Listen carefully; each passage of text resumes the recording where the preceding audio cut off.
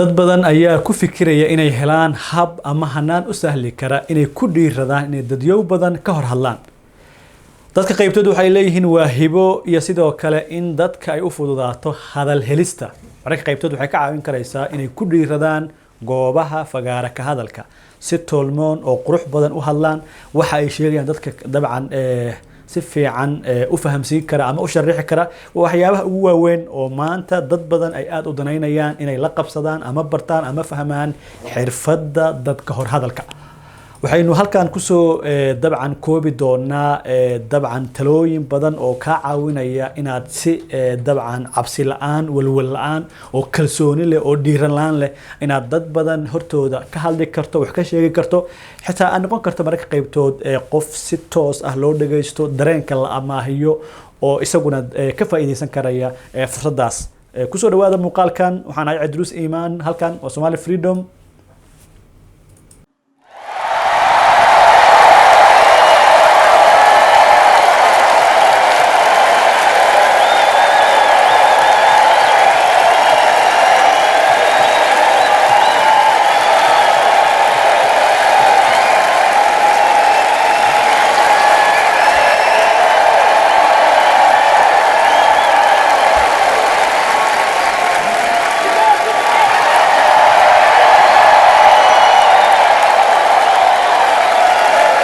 waxaa suuragal ah in xilliga ardaynimada iyo waqtiyada noloshu weli bilowga tahay aanu qofku dareemin baahida uu qabo fagaare ka hadalka, laakiin markasta oo uu nolosha hore uga sii socda waxa uu cadaanaysa muhiimadda ay leedahay in qofku uu dad ka hor hadli karo, in uu su'aalaha fagaare lagu weydiiyo uu si kalsooni leh uga jawaabi karo, iyo in uu adkaysi u yeelan karo qosolka faalooyinka taban iyo erayada quursiga ah ee mararka qaarkood kaga imaan kara dadka uu la hadlayo.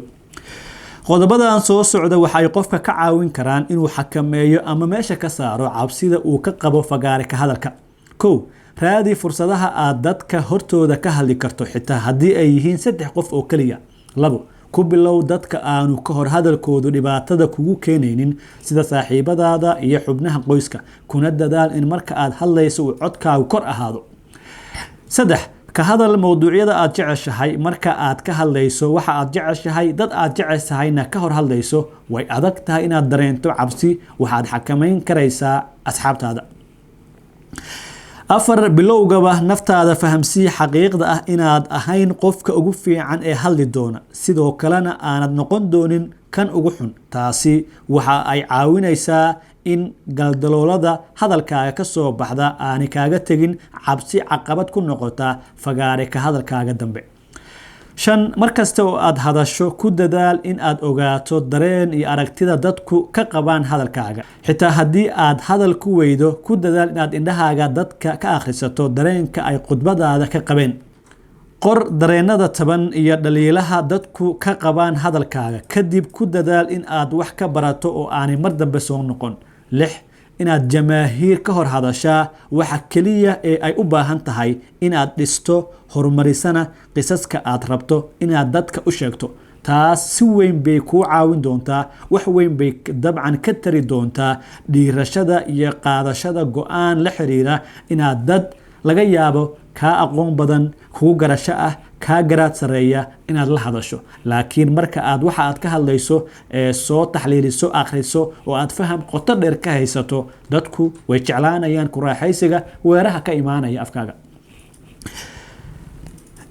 bilow in aad sheeko iyo hadallo ka jeediso goobtaada shaqada iyo inaad shirarka iyo kulamada ka hadasho marka ay munaasab tahay. sidoo kale ku dadaal daawashada khudbadaha laga jeediyo fagaarayaasha kala duwan, waxa ay kaa caawinaysaa inaad ka qaadato tilmaamo iyo duruus kaa caawinaya hadalkaaga mustaqbalka. waa tahay daawadayaal, dabcan inta tan markaad daawateen talooyinkaas qofka raba in uu yeesho xirfad habboon oo la xiriirta in uu dadyow kala duwan hortooda wax ka sheegi karayo, waxaa ku jira talooyin fara badan oo lagama maarmaan u ah si aad u gaarto yoolkaas in aad samayso ka hor gaaritaanka tilmaamaha aanu sheegnay. dad badan way ku taamayaan, dad badan way danaynayaan, shakhsiyaad badanna waxay leeyihiin hibo hadal iyo hanaan hadal helis. taas waxay u baahan tahay inaad kalsooni yar ku darto oo mararka qaybtoodna aad dhiirato. dhiirashada iyo go'aan qaadashadu waxay halbeeg u yihiin gaaritaanka yoolkaaga. docda kale waxay caawinayaan fahamkaaga iyo sidoo kale garashadaada. dadka aad la hadlaysana way ku raaxaysanayaan hadallada kala duwan, fariimaha taban iyo sheekooyinka xulka ah iyo taariikhaha iyo sooyaalka diiwaanka ku jira ee aad la wadaagayso. dunida hogaamiyaal fara badan ayaa soo maray oo lagu xusuusto hadal adag, dabcan kalsooni qofeed, iyo in marka ay dadiyow iyo shirar iyo faqaarayaal ka hadlayaanba si kalsooni leh oo bilaa cabsi ah u hadli karaan. jiilka maantana dad badan ayay tusaale u yihiin hogaamiyaashaasi dunida soo maray inay ku daba faylaan oo ay raacaan dhabihii ay soo jeexeen.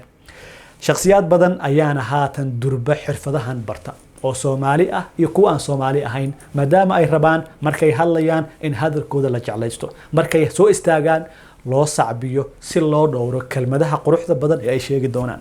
haddii adiguba aad ku jirto dadkaas jecel fursadda tan maanka ku haya, isu arka inuu yahay shakhsi afkana hodan ka ah, kartina u leh inuu dad ka hor hadlo, way ku anfacayaan tilmaamayaasha iyo tusaalayaashan, wayna ku caawin doonaan xaqiiqdii marka aad la falgasho.